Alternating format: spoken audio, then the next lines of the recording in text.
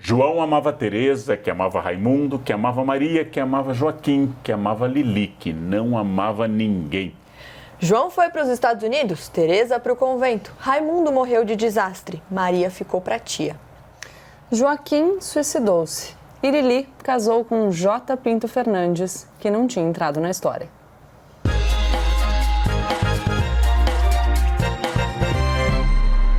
Estamos no ar, CNN Tonight, hoje com a nossa convidada já aqui na bancada, porque olha só, toda relação tem, claro, os seus percalços, como no poema do Carlos Drummond de Andrade, na abertura do programa. Nem sempre a gente é correspondido. Às vezes vira amizade, às vezes ressentimento. Mas esse poema do Drummond também mostra que quando se trata de amor, não tem regra. O que tem que ter é respeito, diálogo.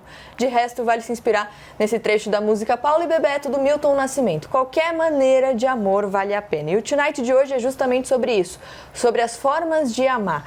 Na nossa bancada, a gente está agora com uma convidada que já participou do programa algumas vezes e agora está aqui presencialmente. A gente está muito feliz de receber a psicóloga e terapeuta sexual Ana Canosa, para falar sobre um assunto tão legal, tão importante, né, Ana? Bem-vinda. Obrigada, é uma honra estar aqui. Coloquei até um salto, gente, fazia 1 ano e meio que eu não colocava um salto. Gostoso, né? A gente está usando qualquer oportunidade. Que coisa maravilhosa. Usei até minha saia de plástico. Não, foca aqui. Não, eu fiquei 3 dias. A bota do Thiago, a famosa bota do Thiago. É que eu tomei a vacina. Ah, é? Não, mas só transformou até ali, É, né? só até aqui embaixo, ó. Ah, claro. Mentira, gente, eu ainda não tomei a vacina, isso é uma piada. Bom, gente, vamos falar então sobre as diferentes formas de amar. Você participa com a gente na nossa hashtag CNN Brasil Tonight. A Ana vai ficar com a gente ao longo do programa aqui para tirar todas as nossas dúvidas. Agora, Leandro Carnal, a visão que a gente tem do amor foi mudando também ao longo do tempo, ao longo da história, né?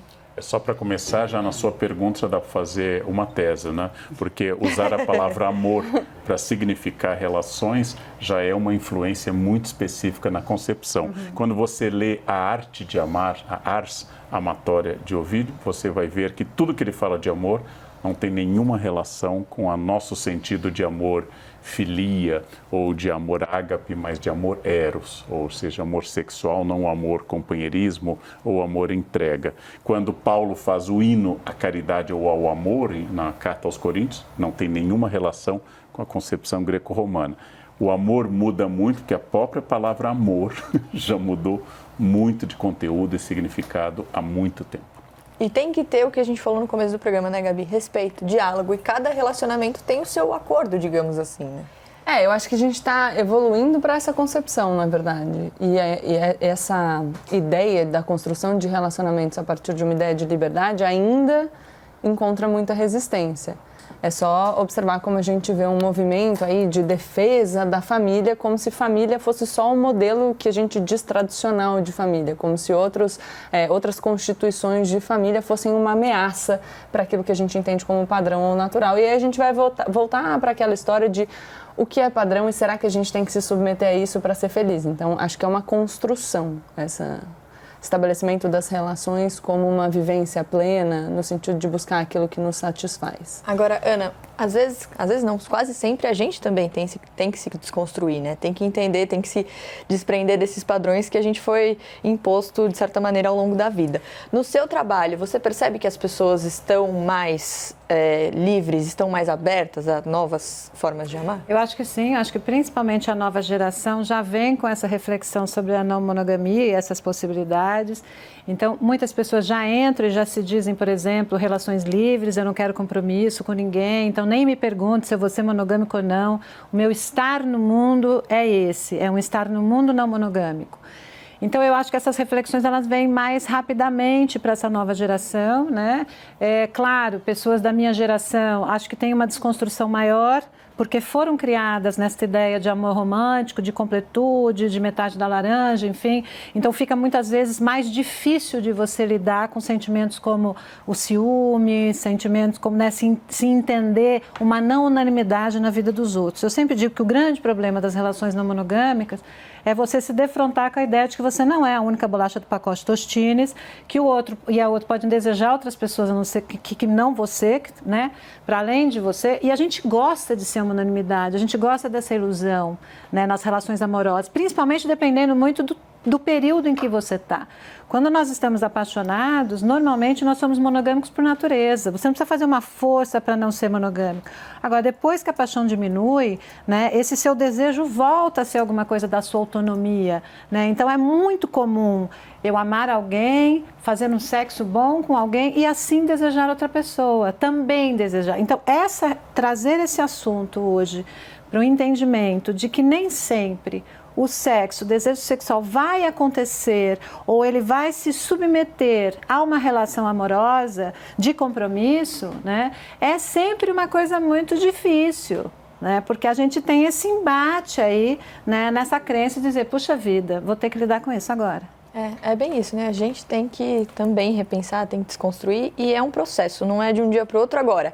A Ana vai ficar com a gente aqui ao longo do programa, ela também ajudou a gente a construir o programa, porque olha só, cada tipo de relação tem um nome específico. Claro que você constrói a sua própria relação, você define com o seu parceiro, sua parceira, como é o seu acordo ali, a sua relação. Mas para facilitar a nossa vida, a gente vai mostrar aqui alguns nomes que são dados a tipos diferentes de relações. A gente fez um glossário com a curadoria da Ana Canosa, nossa querida convidada. É um pequeno manual com definições sobre o tipo de compromisso. Vamos ver, olha aí, relacionamento aberto. Parceiros concordam em buscar relacionamentos sexuais independentes, mas sem envolvimento afetivo fora da relação principal. Aí a gente conversou com a atriz Fernanda Nobre, que já veio aqui na bancada do Tonight, inclusive um programa muito legal que a gente fez com ela. Ela usa o Instagram dela para conversar com a galera e em uma dessas ocasiões ela contou ter um relacionamento aberto com o marido, o diretor teatral José Roberto Jardim. Desde então ela já deu várias entrevistas sobre o assunto e agora fala com a gente, olha só. Me pediram para gravar esse vídeo para falar por que eu escolhi pelo relacionamento aberto. Quando eu comecei a estudar a evolução da mulher na humanidade, eu aprendi que a monogamia, como forma de relacionamento, é uma construção cultural. Nos ensinaram, né, que a monogamia é normal, natural, mas não tem nada de normal nisso. Na verdade, ela tem muito mais a ver com a propriedade privada, com capital, do que com amor romântico. Há centenas de anos, os homens, para terem certeza que seu dinheiro estava indo para os seus herdeiros legítimos, eles impossibilitaram suas mulheres de terem relações com outros homens. Mas vamos combinar que essa impossibilidade foi só nossa, né? Claro que estou generalizando, que há homens comprometidos com seus pactos de fidelidades, mas não é tão comum isso. E não é comum porque existe uma certa permissividade da sociedade para que esses homens não sejam fiéis às suas parceiras. E é isso que eu estou em busca, pela equidade de liberdade. Porque esses homens, há centenas de anos, até hoje, eles exerceram sua sexualidade, seus desejos. E nós não. Isso não quer dizer que a minha vida seja uma festa, que eu viva vivendo aventuras. Não, eu sou uma mulher extremamente romântica. Mas isso quer dizer que eu e meu parceiro estamos em busca de uma relação extremamente honesta e com muita lealdade. A grande diferença de um relacionamento fechado, que existe a traição na hipocrisia, para um relacionamento aberto, é porque esse relacionamento aberto está em busca de diálogo franco, honesto. E eu só acredito nisso. Eu só acredito em parcerias, num amor com muita honestidade e sem hipocrisia. Um beijo para vocês. Perfeita, a fala dela é perfeita porque ela encontrou um caminho junto ao companheiro, mas o que eu quero ressaltar é que não existe essência. Sim, como historiador, o casamento, o modelo de famílias, todos são construções sociais, mas relacionamento aberto, poligamia, adultério também são construções sociais. Nós devemos lembrar que não existe uma natureza humana perene. Então, o que eu quero dizer, talvez que vai soar aqui conservador, é possível ser feliz num casamento monogâmico fechado. Eu viajei o mundo inteiro, eu conheço 2 pessoas assim, então eu posso dizer 3 agora. É possível, porque não existe essência. Então é possível você decidir um casamento fechado, monogâmico, e isso é possível. E é possível viver com harém, viver com poliandria ou poligamia. Muitos homens ou muitas mulheres. Não existe essência. Mas não vamos dizer o seguinte: família tradicional é construção cultural e adultério ou liberdade são impulsos biológicos. Não, também são construções. A Helen Fisher, que é uma historiadora, também ela estuda muito a questão, ela é uma antropóloga, desculpa, ela estuda muito a questão, a natureza do desejo do ponto de vista evolucionista, né? Então, ela diz que olhando para a questão da evolução da espécie humana, ela diz que, primeiro, nós tivemos, como espécie, que desenvolver uma coisa chamada atração sexual, né? Porque a gente não tem mais essa coisa natural da mulher estar ovulando e o macho perceber para procriar, como nos humanos. Então, primeiro a espécie desenvolveu a atração, eu olho e me atraio. Depois a espécie desenvolveu a paixão, né? Essa sensação de você poder estar com alguém por um período um pouco mais longo, a fim de você ser capaz de procriar, ter um filho que precisa do casal nos primeiros anos de vida. Por isso que se sugere que a paixão dura no máximo 2 anos. Depois, aí ela brinca, depois inventamos o apego. O apego é para a gente suportar o casamento. Então, ela vai dizendo que, de alguma maneira, como espécie, a gente foi desenvolvendo isso. E eu concordo com o Karnal e concordo com ela, assim, existe, de fato, uma construção da monogamia como a única maneira de viver o relacionamento, principalmente no início do século XIX. Né? E, de fato, muitas pessoas têm essa capacidade de lidar com relacionamentos abertos. Mas é importante dizer que nem todo mundo consegue lidar com isso, porque isso fala com questões da sua personalidade muito claras. Então, pessoas mais possessivas, mais ciumentas, pessoas que precisam de um olhar muito direto do outro para si mesmas, né? Pessoas que são mais românticas. Então, podem não lidar muito bem com essa construção. E digo mais, não é porque um relacionamento é aberto que não há traição. Porque é difícil falar em contratos tão específicos. Então, assim, olha, nós vamos ter um relacionamento aberto, ou seja, nós podemos fazer sexo com pessoas fora da relação, mas não se envolva amorosamente. Como é que faz isso? Como que você garante de antemão uma possibilidade futura, né? Exatamente. Então, isso não é garantia de que você vai controlar o afeto do relacionamento. É uma tentativa de controle. Claro, obviamente que se você está numa relação monogâmica fechada, também não há garantia que alguém não se apaixone, que não tenha desejo. Aliás, a gente sabe que o desejo aparece. Então, talvez eu sinto que a relação aberta, o poliamor, etc., são tentativas de acomodar a possibilidade de eu desejar mais de uma pessoa que não só a minha parceria. Né? E isso tem a ver muito com o indivíduo, porque desejo, o que busca, porque eu faço sexo, o que eu espero do outro. E as pessoas são muito diferentes, né? A Fernanda, inclusive, eu queria agradecer a Fernanda por ter mandado o vídeo, ela que já participou com a gente aqui, sempre incrível, ajudando a gente aqui no Tonight. E ela traz uma questão que, quando ela veio aqui, ela falou muito sobre isso, que é a questão das mulheres. Ela fala ali, né, sobre ela se sentir mais livre, mais empoderada, tentar quebrar ali um caminho que ela vinha sentindo ao longo da vida dela e que muitas mulheres sentem. E quando ela fez o post no Instagram dela, nas redes sociais dela, ela disse que recebeu muitos comentários de mulheres também se sentindo mais fortes, mais empoderadas de certa maneira. Né? Eu gosto de todos os movimentos, como movimentos no sentido de empoderar existências, sejam existências de mulheres ou de homens. Mas eu sinto também que a gente precisa ter algum cuidado. Eu percebo no discurso algo como o relacionamento monogâmico tradicional necessariamente é um relacionamento onde a gente não pode ter liberdade e os modelos, aspas, alternativos, porque agora alternativos, são os modelos livres. Mas aí a gente estava falando que mesmo a definição que a gente teve de um relacionamento aberto pressupõe algum tipo de controle e pressupõe algum tipo de controle a partir da submissão a um molde. Então, o que a gente percebe pela fala do Karnal, isso ficou muito claro, são também construções.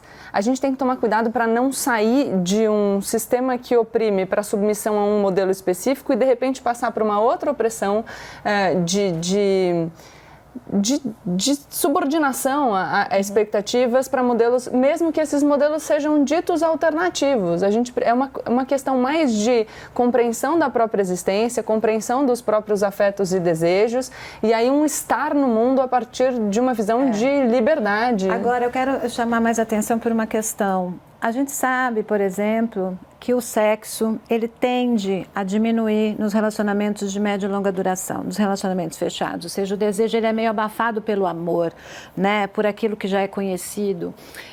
Então, muitas vezes, a relação aberta, ela possibilita determinados equilíbrios e possibilidades. Então, veja, por exemplo, uma pessoa que chega para o parceiro e diz assim, a partir de agora não transo mais. Eu estou falando de paciente, eu estou falando de pessoas que têm questões sexuais mais complexas. Não faço mais sexo, não quero mais, acabou, se vira, meu bem. Então, assim, veja, a relação aberta, ela pode também favorecer que algumas pessoas fiquem juntas. E não porque é conveniente, só eu não gosto de falar da palavra conveniência como se fosse uma coisa ruim, porque a conveniência faz parte de todas as relações. E a gente tem que ser grato, muitas vezes, pela convivência que a gente tem com os outros. Então, a gente precisa desconstruir essa ideia. Está no casamento por conveniência e transa com pessoas, tudo bem, qual é o problema? Está num casamento que tem ali os filhos, a família, a propriedade, isso não necessariamente é uma coisa ruim.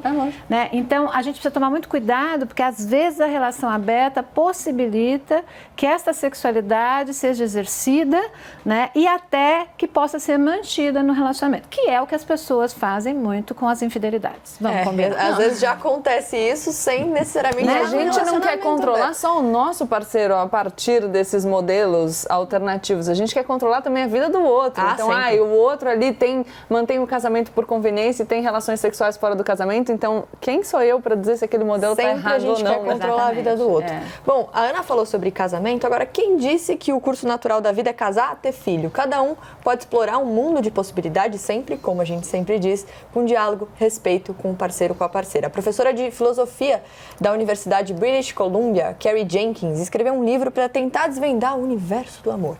E ela diz que, apesar de a sociedade ter instituído esses padrões, a gente não precisa necessariamente seguir esse roteiro. Olha só.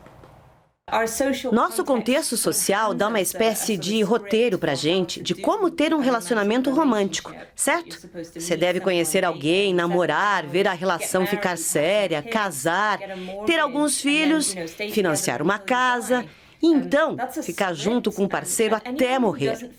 Isto é um roteiro.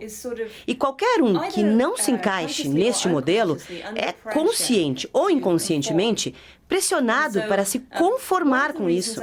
Então, para mim, é importante tentar pensar mais claramente e com mais cuidado sobre o amor romântico, para empoderar as pessoas que não se encaixam neste tipo de roteiro ou que não querem se encaixar, com ferramentas para explicar de onde veio este roteiro, como ele surgiu no curso da história e que se conformar com isso não é algo determinado biologicamente. Na verdade, este modelo é parcialmente uma construção social e isto pode mudar. E como esse roteiro muitas vezes aprisiona, né? Ele cansa. É aquela coisa, a mulher que assume que não quer ter filho. As pessoas olham e falam, como assim?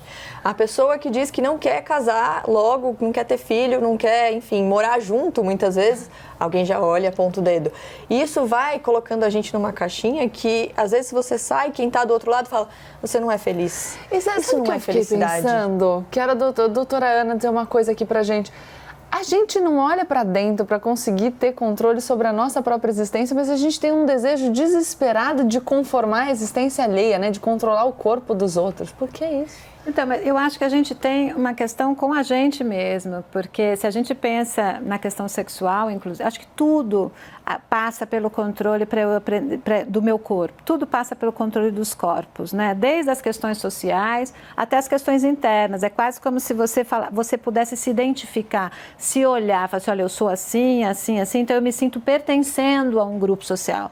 Esse sentimento de pertencimento, ele sai do eu para o outro. E acho que as pessoas, às vezes, julgam muito também, porque as pessoas amam julgar, né?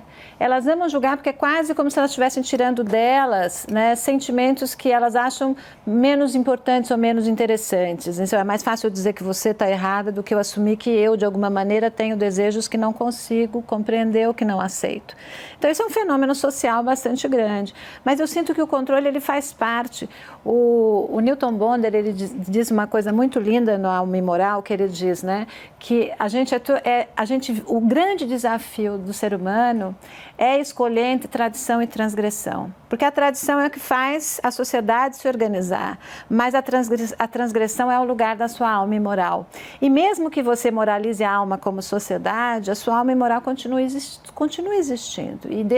E você fazer este jogo numa relação de compromisso com as outras pessoas é bastante difícil. Assumir, né, esta transgressão. Mas ele dizia mais, ele dizia que sem transgressão não há evolução. Então, que a gente nem pode ficar preso à transgressão sem olhar para a tradição, por conta de se tornar perverso, mas se a gente só for seguir a tradição sem reflexão, a gente acaba ficando tolo. E às vezes você segue a tradição, vai perceber lá na frente que você deixou para trás muitas coisas, você só seguiu o curso das coisas, né, A junção dessa tradição, que a doutora conhece melhor do que eu, que é a base social e cultural da repressão, e a ideia freudiana básica, eu quero mais uma vez lembrar, como historiador, para voltar à minha área, que ser cultural não quer dizer que é artificial. Por exemplo, é cultural que eu, ao acordar, queira café e pão, e não arroz e peixe. Porque meu apetite foi condicionado pela prática e pelo hábito. Mas não quer dizer que eu, entendendo isso, eu vou acordar querendo muito um sushi às 6 da manhã. Eu não quero. Já tive essa experiência no interior do Japão. Eu não tenho fome de alga, arroz e peixe cru às 6 da manhã. Eu quero café, eu quero croissant. Eu quero coisas assim, entendeu? pão na chapa. Eu quero coisas assim. É cultural. Mas a cultura, usar uma metáfora que não é minha, a cultura é a casca de uma cebola. Você vai tirar para achar a essência, não tem nada. Porque ela é a maneira que eu percebo o mundo. Vamos ao nosso dicionário amoroso, que a Ana ajudou a gente a construir, agora falando de não monogamia consensual. É um termo genérico para todos os tipos de relações em que os envolvidos sabem que não têm exclusividade sexual e ou afetiva e concordam. Isso mesmo, que pode ser tanto relação aberta, que é sexo, mantém-se o afeto, como pode ser também a questão do poliamor, eu amo mais de uma pessoa, em relação de compromisso, como pode ser o swing, onde há controle maior sobre o desejo do outro. Então, é o fato de você saber que não há exclusividade. E aí você tem esses formatos todos que eu estava dizendo. Mas uma dúvida, de verdade, eu ouvindo essas denominações, às vezes me confunde mais do que, por exemplo, eu sentar com o meu parceiro e falar, vamos definir aqui alguma coisa? Porque às vezes você está ouvindo, a pessoa está lá... Será que eu tô Peraí, deixa eu ligar para a doutora Ana aqui, só um minuto. Pega 1, sobe 2. Não, mas o meu aqui não encaixa. Aí você fica tentando encaixar, fica tentando encaixar e você não para de repente, definir o seu tipo. Por que essas definições existem? Porque acho que as pessoas vão se encontrando. Nós estamos numa época de definições, né? Eu acho onde, vamos dizer, grupos minoritários, vamos chamar assim no sentido estatístico mesmo do termo, começam a buscar a expressão, para poderem serem vistos, entendidos e aceitos e legitimar o seu jeito de funcionar também na sexualidade e no afeto. Mas não é difícil. Monogamia, exclusividade, eu e você, ponto. Não monogamia é o termo guarda-chuva. E aí a gente vai tendo, relação aberta, faz sexo com outras pessoas, mas a gente só se ama nós dois. Aí você tem o swing, Então, de alguma maneira, as pessoas vão tentando, eu sempre sinto que é controlando, é tentar controlar o nosso desejo, para onde você vai, Eu deixo você ir um pouquinho, mas eu tenho medo, porque nós temos medo. Mas tem aquele limite, Como se você colocasse. Vamos piorar, Sou eu e você casamos, somos monogâmicos, mas o que é isso? Eu posso acessar pornografia? Monogamia é só o ato sexual ou eu posso dar beijinhos aqui e ali? Jesus foi claro, pensou em outra mulher é adultério. Pensou é adultério. Acabou, Então, esse é um critério mais leonino. Alguém ficou, Acabou. Alguém regalou um olho aqui, que eu não quero delatar. Gente, mas eu sempre falei pro Felipe, tem pessoas famosas que por exemplo, se falar de Jennifer Aniston, até eu penso nela, o Felipe também. Pense, amor.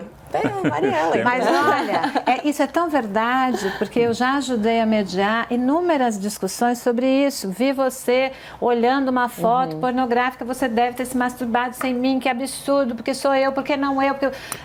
Isso, casais que dizem, olha, virtual pode, tá? Real não pode. Então, e aí vem essa eu discussão, acessei pornografia. Eu acessei pornografia fixa de alguém que estava na tela. Ou eu conversei, ou eu paguei em uma vitrine em Amsterdã. Por isso, quer dizer, mesmo na monogamia, eu vou ter que trabalhar com um grau muito grande de... Mesmo no rótulo, a gente tem abertura para diferentes interpretações. Sim. Por isso que eu acho que, enfim, eu venho aqui como advogada na bancada, né? Defender a negociação. Duas pessoas conscientes dos próprios desejos e vontades sentarem ali numa relação aberta e conversarem, enfim, com espaço também para voltar atrás, né? Porque eu acho que eu posso falar, não, tudo bem, então vamos para um relacionamento aberto. E de repente perceber que aquilo não me satisfaz, que me trouxe insegurança, que a minha vida está pior. Eu tenho que ter a chance de reformular os termos. Agora eu vou te dizer, vou botar mais uma pimenta aqui na história.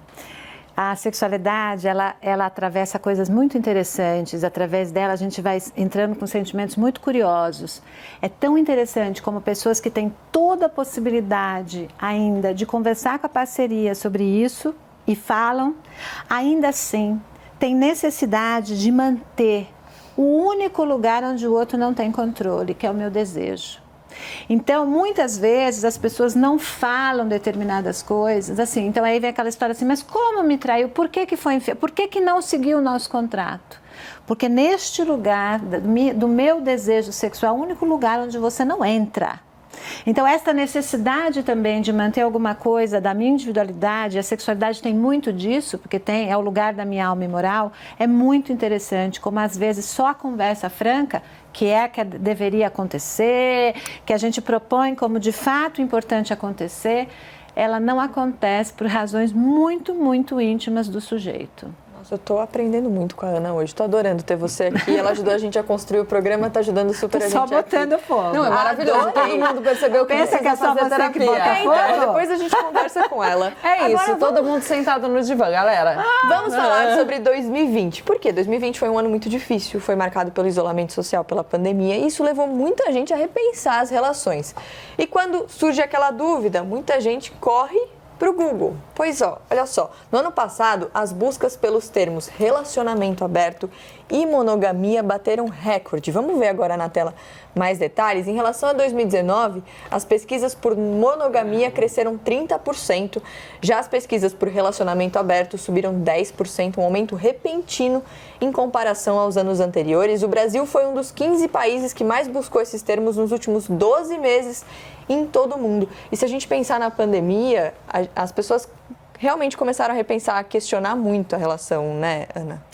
E para todos os lados, né? Inclusive, eu vi algumas pesquisas já que falam de pessoas que estão solteiras, que estão buscando namoro.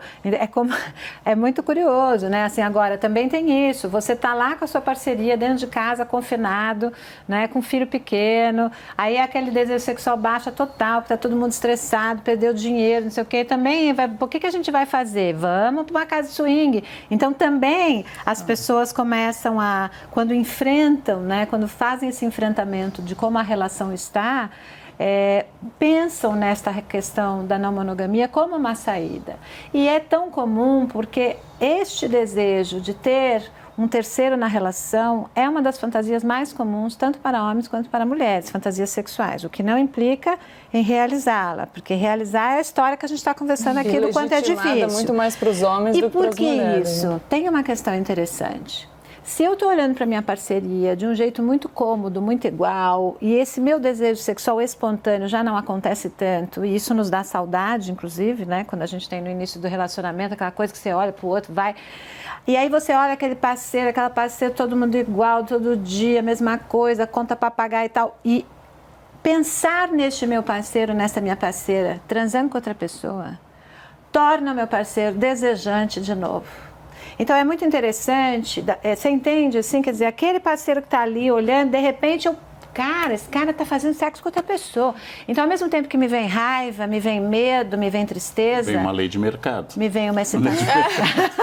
Ou seja, o produto tem mercado novamente. Mas a lei pressupõe, está trancado em casa com a sua esposa há 1 ano, a lei pressupõe o direito à visita íntima. Você pode receber... Me perdi já, eu sei que enquanto tá todo mundo conversando e a conversa tá maravilhosa, eu tô aqui no meu ponto, vamos fazer um intervalo, vamos continuar a conversa daqui a pouquinho. Pô, Fabiola, justo nesse momento, o negócio pegando que a gente tava resolvendo aqui, a questão pós-pandemia. Vamos guardar isso para daqui a pouquinho? Não sai daí, que a conversa tá boa. Ana, continua com a gente, vamos descobrir aqui novas formas de amar juntos. Não sai daí que a gente volta já já.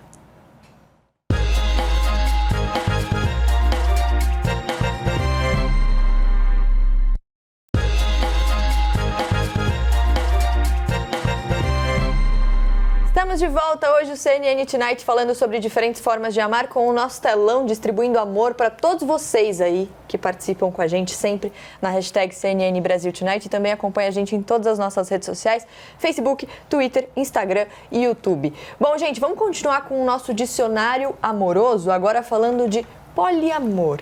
O que significa, em comum acordo, é possível se envolver sexualmente e afetivamente de forma estável com diversas pessoas ao mesmo tempo. Exatamente, é em relação de compromisso. Então, eu sou casada com um carnal e tenho você como namorada ou como uma esposa, sei lá. E aí você pode morar conosco, não morar conosco, o carnal vai ver se vai ficar com você ou não, porque isso implica na possibilidade. Às vezes você tem uma pessoa do trisal, vamos supor que seja um trisal, porque pode ser mais, pode ser 4 pessoas. Uma pessoa é monogâmica e o outro não. Nossa, que cama, cabide, pelo amor de Deus. Como é que faz a conchinha, pelo amor de Deus? Mas é relação de afeto e de compromisso com consentimento de todas as pessoas e conhecimento de todas as pessoas. A gente vai ouvir a Gabi já, mas eu queria agora só chamar uma entrevista que a gente fez com o Murilo Cerchieri. Vamos falar de algumas questões práticas dentro desse assunto. Por exemplo, como reconhecer em termos jurídicos o vínculo de uma relação de poliamor, por exemplo? Quem explica pra gente, então, é o Murilo Cerchieri, que é advogado de família. Olha só.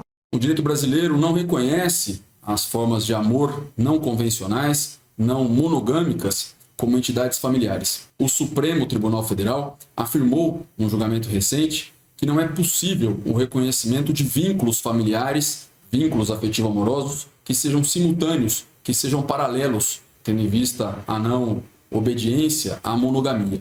Além disso, a decisão do Supremo, que tem um caráter moral bastante evidente, é uma decisão que transmite uma mensagem à sociedade de que relações não convencionais, não monogâmicas, são espúrias, são indignas, são ilegítimas, expressão que foi, inclusive, utilizada no voto do ministro relator.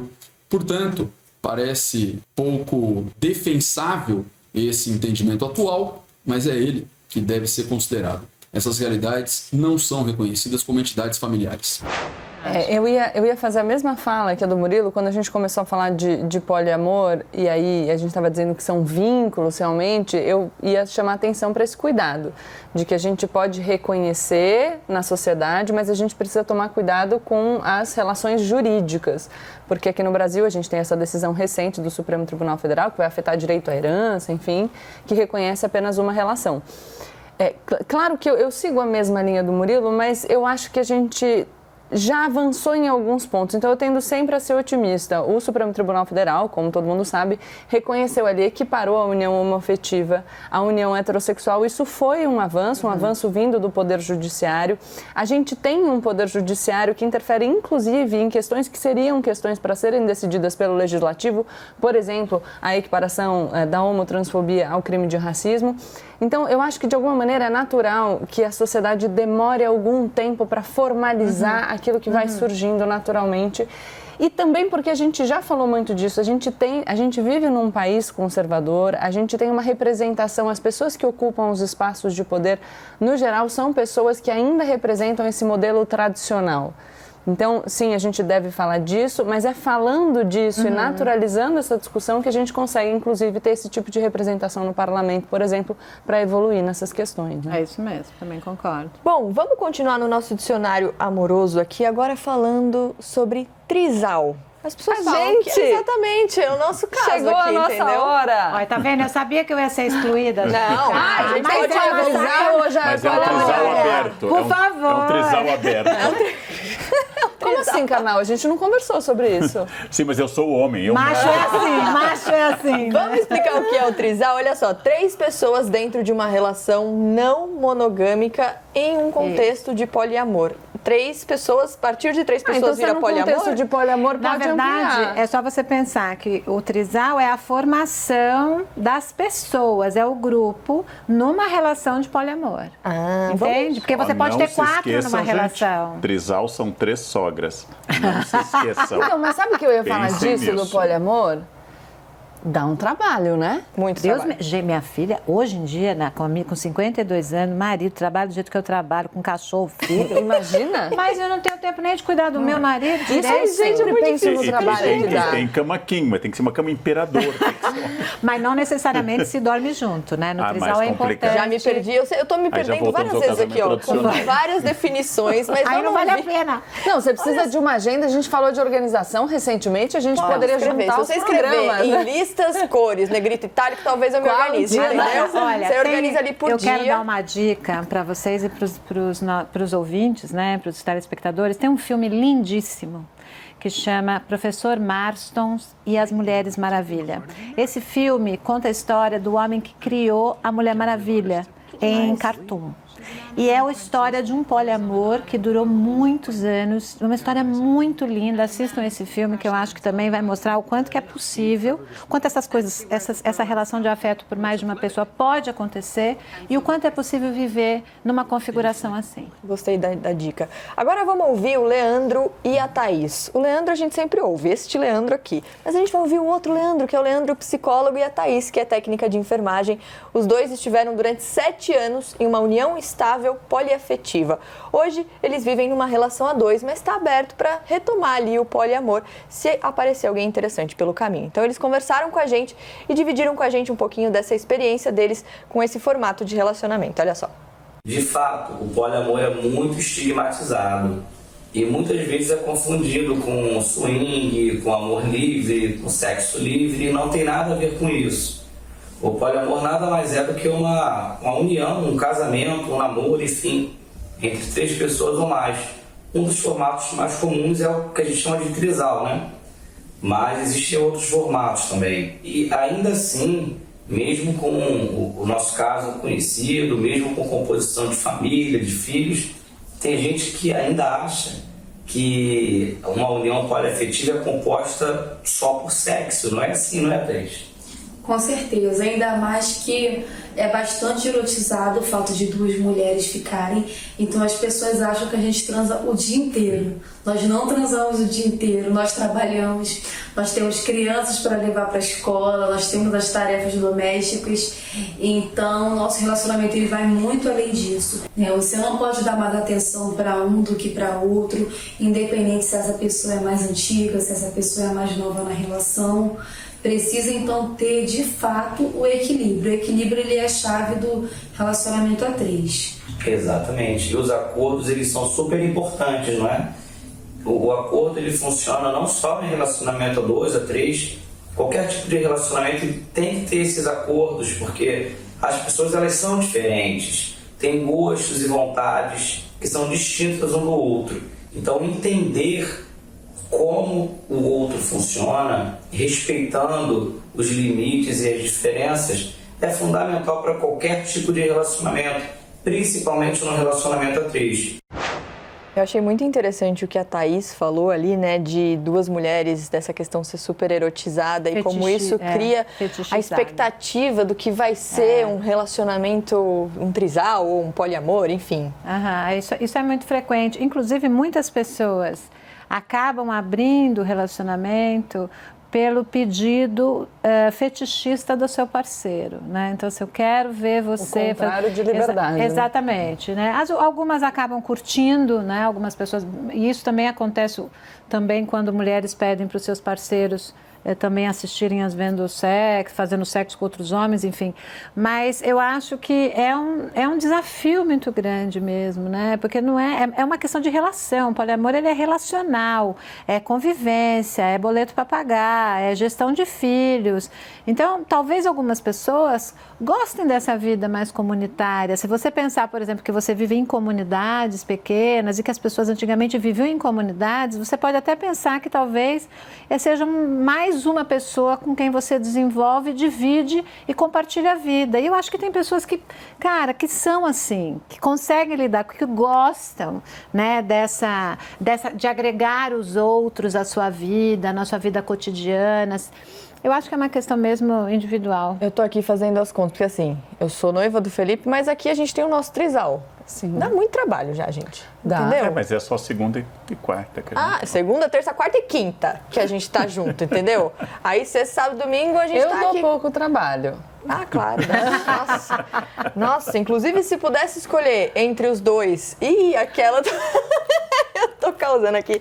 Só botando uma pimentinha, uma polêmica aqui. Você está incitando a discórdia entre os membros de uma relação poliamorosa. É aí que dá errado, entendeu? É aí tá, que dá Mari errado. Palma? Tá bom, vamos chamar a próxima entrevista, então, porque eu já tô me complicando aqui. A Ana falou um pouquinho sobre esse assunto e a gente vai entender um pouco sobre como o machismo pode afetar as relações monogâmicas, não só as relações monogâmicas. A gente conversou com a psicóloga e sexóloga Ana Cláudia Simão. Olha só. O sistema patriarcal é de longa data, mais de 5.000 anos atrás. É uma sociedade, é um tipo de contrato onde um casamento a duas pessoas, que se chama monogamia, tem o compromisso de servir um ao outro em diferentes regras. O homem muitas vezes acha que ele se beneficia com este casamento, o que não é verdade. Ele é altamente prejudicado. Este homem, dentro do sistema patriarcal, ele tem que ser um homem seguro, ele tem que jamais broxar, ele tem que jamais não ter libido, ele é um homem que tem que estar funcionando 24 horas por dia. Para o lado da mulher, também, muitas mulheres que são conservadoras, talvez também não enxergaram o alto preço que elas pagam. E às vezes, em pequenos gestos, em pequenas situações que ela mal percebe, né? Mas ela é sempre uma mulher aonde ela serve. Ela está servindo. Ela é mãe também deste marido e ela tem as suas obrigações. Muito dessa maneira de ver a mulher como objeto, uma mulher como uma servil, nós temos aí vários exemplos de violência, de abuso sexual, abuso moral, abuso oral, em relacionamentos, em escritórios, em empresas. Nós percebemos a violência, ela está, a misoginia, que é uma sociedade onde subjuga essa mulher. É muito importante lembrar que essas formas que nós estamos tratando, essas possibilidades, não são invenções para destruir a família tradicional. Faz séculos que as mulheres apanham em silêncio. Faz séculos que as amantes não têm nenhum direito depois de uma vida inteira ao lado de um homem que não rompeu seu casamento. Faz séculos que os filhos naturais, tratados na literatura e na Bíblia, eles ficam de fora da herança. Então, o que nós estamos reconhecendo é a possibilidade do desejo humano não ser tão reprimido e da legislação ser tão arcaica, ainda baseada em um modelo ideal que, na verdade, nunca foi dominante, só no imaginário de alguns conservadores. A família não está sendo destruída, nós estamos construindo uma humanidade mais diversa, mais tolerante e com uma legislação mais abrangente. E sabe o que é interessante, Carnal? Eu estava com os dados aqui, eu vou até mudar a minha forma de abordá-los, mas a gente vê uma resistência de uma parcela mais conservadora da sociedade, no sentido de que reconhecer essas formas alternativas, eu sempre vou colocar entre aspas, porque, enfim, eu gosto de fugir um pouco dessa história de padrão, mas de relacionamentos e de afeto, é um atentado contra a família tradicional, e aí colocando a família tradicional como homem, mulher, filhos. A gente já não tem esse modelo como modelo majoritário no Brasil desde 2013, então a gente tem aí o conjunto de uniões homoafetivas, de mulheres solteiras cuidando dos filhos, ou homens sozinhos cuidando dos filhos, e a gente tem, eu tenho aqui um dado do CNJ, Conselho Nacional de Justiça, que indica que mais de 30 mil crianças e adolescentes estão em situação de acolhimento. Então eu fico pensando se a gente deveria, preocupados com a família tradicional, se preocupar mais com adultos conscientes, que estão desfrutando do próprio desejo de maneira mais livre, do que a gente se preocupa, por exemplo, com crianças abandonadas. Acho que isso mostra, em alguma medida, uma hipocrisia, sabe? Totalmente. E eu vou também chamar a atenção para uma questão interessante. Quando alguém muito próximo a você, um casal de amigos, uma pessoa da família se separa, isso é muito ameaçador, porque você pode pensar que isso pode acontecer com você. Então eu volto para aquela questão da unanimidade, no castelinho de sonho que eu vou construindo na minha cabeça sobre esta família. Então, assim, minha família é isso aqui.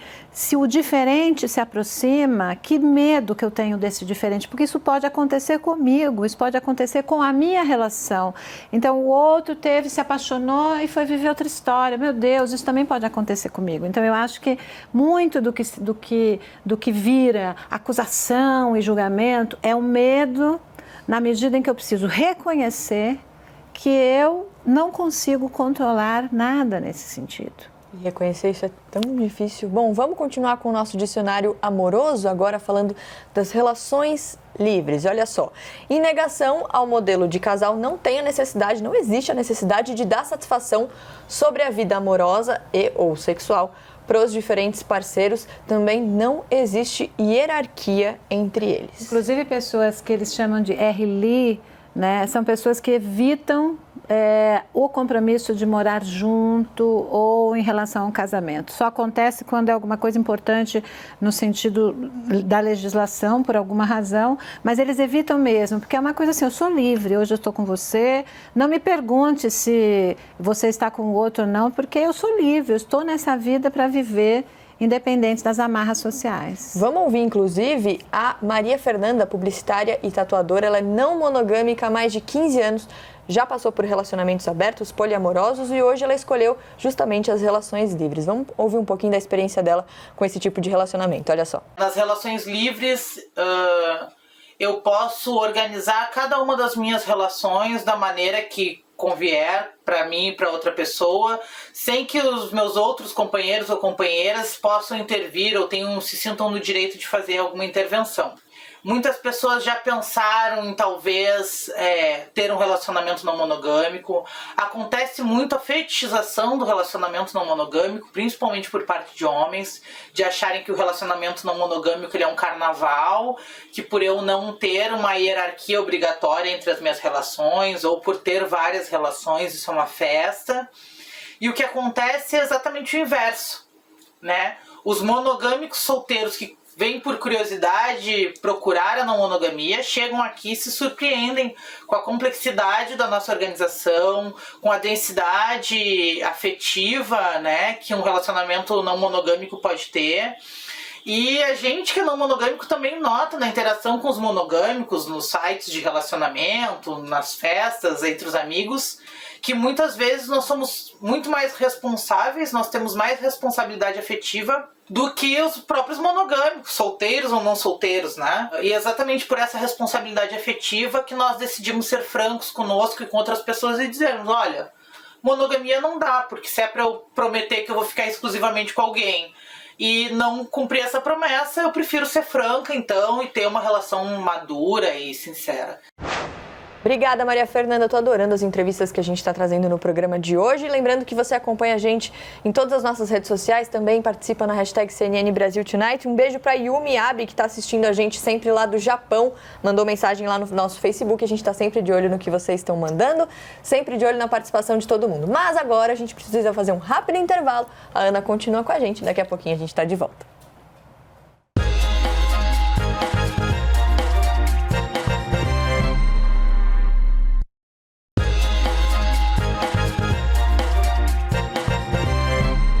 CNN Tonight de volta, hoje falando sobre diferentes formas de amar, diferentes tipos de relacionamentos, com a Ana Canosa aqui com a gente hoje. A gente está aprendendo um monte com a Ana e também com todo mundo que participou, mandou vídeo, ajudou a gente aqui a construir a discussão. Vamos continuar com o nosso dicionário amoroso, agora falando sobre compersão, sentimento de felicidade por seu parceiro ou parceira amorosa estar feliz sexualmente e ou afetivamente com outra pessoa que não você. É isso mesmo, seria o contrário do ciúme quase, né? Uma palavra que vem no inglês compersion, não tinha nenhuma tradução, né? A tradução para o português é compersão, mas seria isso, o contrário de eu me enciumar por você estar feliz com outra pessoa. Nossa, mas isso difícil, dentro do relacionamento, achei uma evolução É Nossa, difícil. absurdo, porque eu assim, acho né? que Eu tô aqui já tá me dando até É que eu já imaginei outra coisa. Você tá querendo se livrar da pessoa. Que bom que tá dando certo. Vai, Carnal passa. zero romântico. Zero romântico. Nossa, será que a gente conseguiria? Pensando nas nossas limitações, o Karnal, que ótimo. Passa o ponto. Passa o ponto. Você tá vendo? Ele faz parte do nosso trisal e ele pensa assim. Mas olha, Somos descartáveis para ele. É assim. as pesquisas com pessoas que são poliamoristas ou poliamorosas, elas vão dizendo mesmo que talvez seja um sentimento muito difícil de alcançar e que é, vamos dizer assim, o objetivo de quem vive relações em poliamor. Quer dizer, o poder entender que você está feliz afetivamente, amorosamente, apaixonadamente por outra pessoa. Eu consigo pensar, olha só, eu com a introjeção de todos os valores, mas você olhar para o seu parceiro, descobrir que ele está envolvido com outra pessoa, por exemplo, e aí passar o ponto e ter um sentimento de frustração, algum sofrimento, mas entender que não adianta a pessoa ficar com você sem querer e infeliz, então que é melhor para todos os envolvidos que ela seja feliz da maneira, enfim, que ela conseguir. Mas é difícil. Não, imagina você tem que aguentar o seguinte, né? Imagina você tá lá casado, faz 10 anos com uma pessoa, então já tá naquele negócio, de repente o outro se apaixona. E aí vai no cinema, 4 da tarde, assistir filme francês. Meu marido fizer isso, eu mato ele.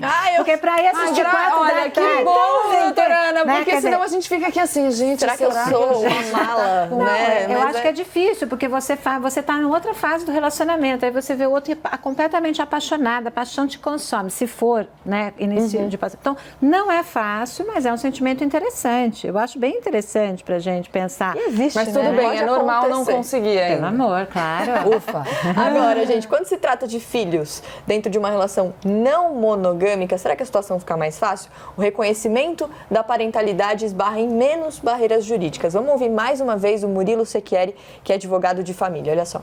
Em relação aos filhos que sejam frutos de arranjos poliafetivos, não monogâmicos, a questão parece ser um pouco mais simples. Já faz algum tempo que é aceita a ideia de socioafetividade, de parentalidade socioafetiva, daqueles que são considerados pais e filhos, sem que haja um vínculo genético, um vínculo biológico entre eles, mas o comportamento social, afetivo e social, é que faz com que sejam pessoas vistas como sendo pais e filhos entre si. E também já é de uma aceitação relativamente tranquila a chamada multi- ou pluriparentalidade, a possibilidade de que uma pessoa seja registrada em nome de 2 pais e ou de 2 mães. Por enquanto 2 de cada lado, mas já é uma realidade que se reconhece com uma certa tranquilidade. Olha, eu só queria dizer que a próxima parte que a gente vai ter aqui no programa agora é mais uma parte do dicionário amoroso, que é o swing. Eu falei aqui para nossa querida editora-chefe, vou direto pro swing, tá? E ela riu da minha cara, pode ir, coração. Pandemia, se Mari Palma vai direto pro swing. Vamos se jogar então para entender o que significa isso. Olha lá, casais que aceitam fazer sexo com pessoas de outros casais, desde que seja um ambiente no qual todos estejam presentes e sem que haja envolvimento emocional. Essa coisa do sem que haja envolvimento emocional como uma regra, é como se todo mundo fosse um robô, assim, né? Porque eventualmente pode acontecer. Tem um artigo acadêmico muito interessante que chama Swing, o adultério consentido. Então, o autor ele vai lançando essa hipótese, né? Que eu entendo que você tem desejo por outras pessoas, já entendemos isso, tá? Todo mundo pode ter desejo por outras pessoas, isso acontece, isso faz parte da natureza. Então, como é que a gente vai resolver? Como eu não dou conta de você ser livre, como eu não dou conta de não saber como é que está o seu desejo, eu vejo... No swing, eu vejo você, porque o swing ele acontece só com a presença dos 2. Você não pode fazer sexo com outra pessoa. Nós temos que estar os 2 naquela relação. Então, também não deixa de ser o controle do desejo do outro, embora seja, vamos dizer, uma forma da gente poder atuar esse desejo por outras pessoas, tentando manter o controle relacional. Aliás, é um controle sobre o desejo do outro até maior que uma relação na qual, supostamente monogâmica, na qual existe infidelidade e um dos parceiros tem consciência da infidelidade do outro, mas finge que não vê.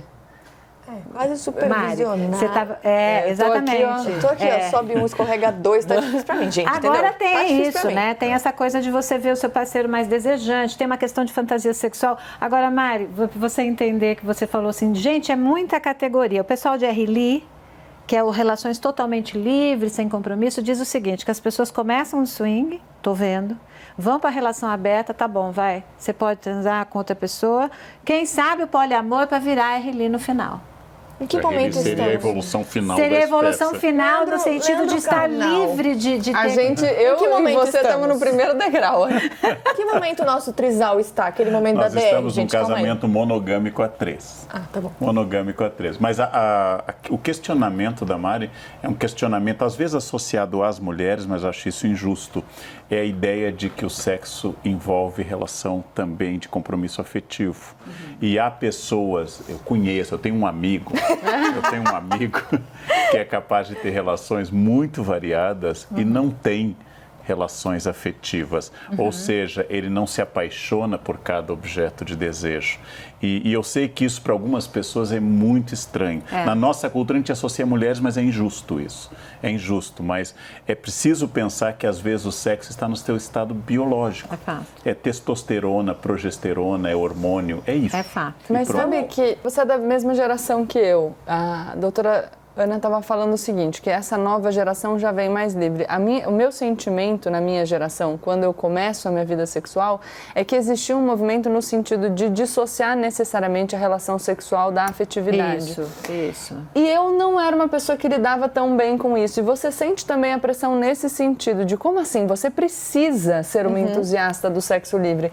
E isso que eu acho que os modelos alternativos precisam ser pensados num sentido de liberdade. Cada um vive segundo aquilo que lhe satisfaz. Se você separa a afetividade da relação sexual, ótimo, divirta-se. Se esse não é o seu caso, ótimo, divirta-se. Você não tem que nada, gente. A gente precisa sair de uma posição antiga, né? De não se fala de sexo, não se fala da sexualidade feminina, sexo com penetração, mulheres são passivas, o sexo é uma extensão feminina, uma extensão do masculino, para uma oposição do tipo, agora você tem que fazer sexo 5 vezes por semana, você tem que ir na casa do swing, achar o ponto G, o H, ter orgasmo múltiplo, pelo amor de Deus. Isso, sabe? Aí você já tira o prazer do que deve ser algo livre e algo a ideia de liberdade, gostoso. de você poder encontrar com você, em você, e a partir da vida que você está levando e da situação que você está vivendo, é que eu acho que é legítima. Vamos ver, então, o nosso último termo do dicionário amoroso, poligamia. O que acontece quando alguém é casado com mais de uma pessoa e exige de todas elas exclusividade afetiva e sexual.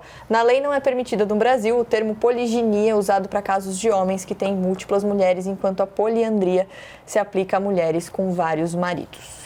E é interessante entender por que o pessoal do poliamor faz uma distinção muito grande. Eles dizem o seguinte, por que não podem chamar, por que não chamamos de poligamia? Primeiro, porque a poligamia implica no casamento especificamente. Segundo, que a poligamia no mundo, ela é 90% do homem, né? Por isso que é poligamia, e a poliandria, ela vai ser observada em pequenas aldeias no Tibete, em alguns lugares assim. Então, o poliamor não, o poliamor se preocupa que todo mundo possa viver isso, homens e mulheres. E terceiro, que a poligamia ela é marcada pela heteronormatividade. É um homem com muitas mulheres. E nas configurações não monogâmicas, os poliamor, o pessoal de RLI, fica muito claro que essas relações podem acontecer em pessoas do mesmo sexo também. Então, por isso que o pessoal do poliamor faz uma distinção bastante grande na poligamia, que envolve esses 3 aspectos, e no poliamor muito mais livre. Olha só, o tempo passou voando nesse programa. Foi muito gostoso, mas tem um espaço para um recado final da Carrie Jenkins. Ela traz um recado para empoderar os apaixonados de plantão. Olha só. Então, meu conselho para assumir o controle das possibilidades de amor é, antes de tudo, ter mais conversas sobre isso. E ter mais conversas sobre o que o amor significa para você pessoalmente. E sobre o que você quer que ele seja. Isso porque a gente foi encorajado a pensar que não tem escolha neste assunto. Que o amor simplesmente é o que é. O amor é bem flexível. E eu mesma, ao longo da vida, vi mudanças muito radicais nos roteiros sociais do amor, especialmente. A próxima coisa é perguntar a si mesmo: mesmo: você quer que o amor seja assim? Quer que seja assim na sua vida? E só com esta pergunta, a gente já se empodera de uma forma bem substancial. Porque uma vez que a gente percebe o que não quer, a gente tem liberdade para mudar. Mesmo que o roteiro social, normal, seja exatamente o que a gente quer e seja uma relação completamente tradicional. É muito melhor escolher sabendo quais são as opções e decidir o que você deseja, em vez de apenas cair nisso por acidente, porque é a única opção disponível. Bom, gente, infelizmente o nosso tempo acabou. Eu queria agradecer a Ana. Obrigada, a Ana, foi um inclusive, prazer. que tem um podcast que é o Sexoterapia, que traz esses assuntos. Então, quem quiser acompanhar, pode continuar lá. Pode continuar. Obrigada mesmo, viu, Ana? Obrigada, foi um prazer foi um enorme. prazer A estar com gente vocês. aprendeu muito com você. Obrigada também a você que ficou com a gente até o fim dessa nossa conversa super gostosa sobre todas as formas de amar. É isso, gente. Vamos se amar. A gente ama vocês e logo a gente tá de volta. Todos, poliamor. Todo mundo. CNN é a maior do mundo, líder em independência.